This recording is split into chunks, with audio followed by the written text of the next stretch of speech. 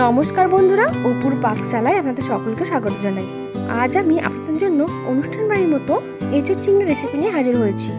তো চলো রেসিপিটা দেখে নেওয়া যাক। এখানে আমি এঁচোড় এবং আলুগুলো কেটে নিয়েছি। এরপর আমি গ্যাসে কড়াই বসিয়ে প্রয়োজন মতো জল দিয়ে দেব। তারপর আমি এর মধ্যে এঁচোড়গুলো দিয়ে দেব। দেখুন আমি এখানে এঁচোড়গুলো ঠিক এরকম সাইজ করে কেটে নিয়েছি। আর এঁচোড় কাটবার সময় হাতে একটু তেল লাগিয়ে নেবেন, তাহলে হাতে আঠা লাগবে না। এরপর আমি এর মধ্যে দিয়ে দেব আলুগুলো আমি এরকম বড় সাইজ করে কেটে নিয়েছি। এরপর আমি এর মধ্যে প্রয়োজন মতো লবণ এবং হলুদ দিয়ে দেব। এরপর এঁচোড়টা সিদ্ধ করার জন্য আমি একটু ঢাকা দিয়ে রেখে দেবো 5 মিনিট। আর এঁচোড়টা আপনার পুরোপুরি সিদ্ধ করার দরকার নেই, 60% মতো সিদ্ধ করলেই হবে। এখানে আমার এঁচোড়টা সিদ্ধ করা হয়ে গেছে, আমি এটা তুলে নেব। এরপর গ্যাসে কড়াই বসিয়ে আমি প্রয়োজন মতো তেল দিয়ে দেব। তারপর আগে থেকে বেছে রাখা চিংড়ি মাছগুলো আমি ভেজে নেব। আর এখানে দেখুন আমি চিংড়ি মাছগুলোর খোসা ছাড়িয়ে নিয়েছি। আর আমি এখানে খুব বড় সাইজে চিংড়ি মাছ নিইনি, মাঝারি সাইজে চিংড়ি মাছ নিয়েছি। আর চিংড়ি মাছ ভাজতে খুব বেশি সময় লাগে না, এটা 1 মিনিট মতো ভেজে তুলে নেবেন। এখানে চিংড়ি মাছ ভাজা হয়ে গেছে। এবার আমি ওই তেলেই এঁচোড় এবং আলুটা একটু ভেজে নেব।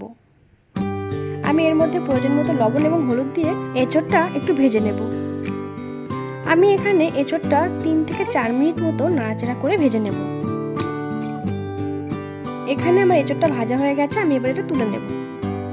এরপর আমি গ্যাসে একটা ভাজা মশলা তৈরি করে নেব। এখানে আমি 1/2 চামচ ধনে, 1/2 চামচ জিরে, 1/2 চামচ মৌরি নিয়েছি। এটা ভালো করে নাড়াচাড়া করে ভেজে নিয়েছি। এবার আমি কড়াইতে তেল দিয়ে দেব। তারপর আমি এর মধ্যে জিরে, গোটা গরম মশলা, এখানে গরম মশলা, এলাচ, দারচিনি এবং লবঙ্গ নিয়েছি। আর 2টো তেজপাতা এবং একটা শুকনো লঙ্কা ফোড়ন দিয়ে দেব। তারপর আমি এটা একটু নাড়াচাড়া করে এর মধ্যে দিয়ে দেব পেঁয়াজ। আমি এখানে 2টো বড় সাইজের পেঁয়াজ ব্যবহার করেছি। এরপর আমি দিয়ে দেবো এর মধ্যে টমেটো। আমি এখানে একটা টমেটো ব্যবহার করেছি মাঝারি সাইজের। এরপর আমি এর মধ্যে প্রয়োজন মতো লবণ এবং হলুদ দিয়ে এটা ভালো করে নাড়াচাড়া করে ভেজে নেব। দেখুন এখানে পেঁয়াজটা ভাজা হয়ে গেছে। আমি এবার এর মধ্যে দিয়ে দেব আগে থেকে বেটে রাখা 1 চামচ শুকনো লঙ্কা, 1/2 চামচ জিরে, যেহেতু জিরে আমি ভাজা মশলা ব্যবহার করেছি, আর 1 চামচ আদা এবং রসুন বাটা। আর দিয়ে দেব 1/2 চামচ মতো সবজি মশলা। আর এখানে দিয়েছি অল্প পরিমাণ চিনি। যারা মিষ্টি খেতে পছন্দ করেন না তাদের চিনি দেওয়ার দরকার নেই। এবার আমি মশলাটাকে ভালো করে কষিয়ে নেব।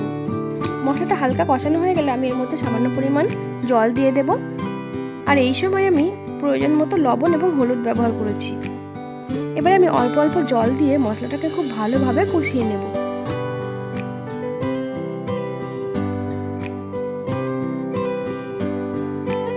দেখুন এখানে মশলাটা প্রায় অনেকটাই কষানো হয়ে গেছে, তেলও ছেড়ে এসেছে। এই অবস্থায় আমি দিয়ে দেব আগে থেকে ভেজে রাখা এঁচোড় এবং আলু। যদি আপনি মনে করেন যে আলুটা গলে যাবে, তাহলে আলুটা একটু আলাদা করে রাখবেন, প্রথমে আলুটা দেবেন না। এঁচোড়টা দিয়ে মশলার সাথে ভালো করে নাড়াচাড়া করে কষিয়ে নেবেন। এখানে এঁচোড়টা ভালোভাবে কষানো হয়ে গেলে এর মধ্যে দিয়ে দেব প্রয়োজন মতো জল।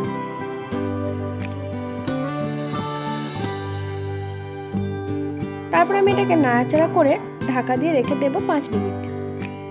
আর এই সময় আপনি গ্যাসটা মিডিয়ামে রাখবেন।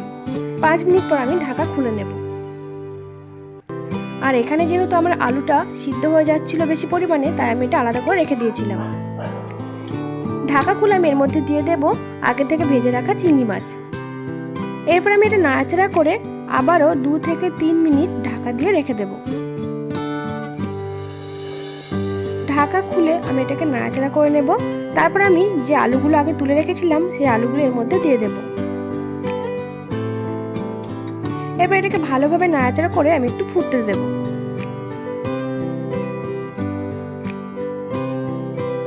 এরপর আমি এর মধ্যে দিয়ে দেব 1/2 চামচ মতো গরম মশলা গুঁড়ো এবং আগে যে মশলাটা আমি ভেজে রেখেছিলাম সেই মশলাটা গুঁড়ো করে এর মধ্যে দিয়ে দেব।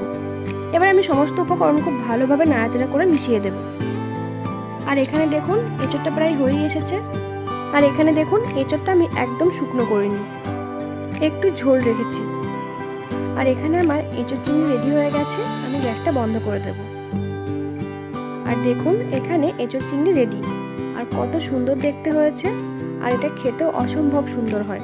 আপনারা অবশ্যই বাড়িতে একবার ট্রাই করবেন, আশা করি আপনাদের ভালো লাগবে। আর আমার এই চ্যানেলটা যদি আপনাদের ভালো লেগে থাকে please please please like share subscribe করবেন।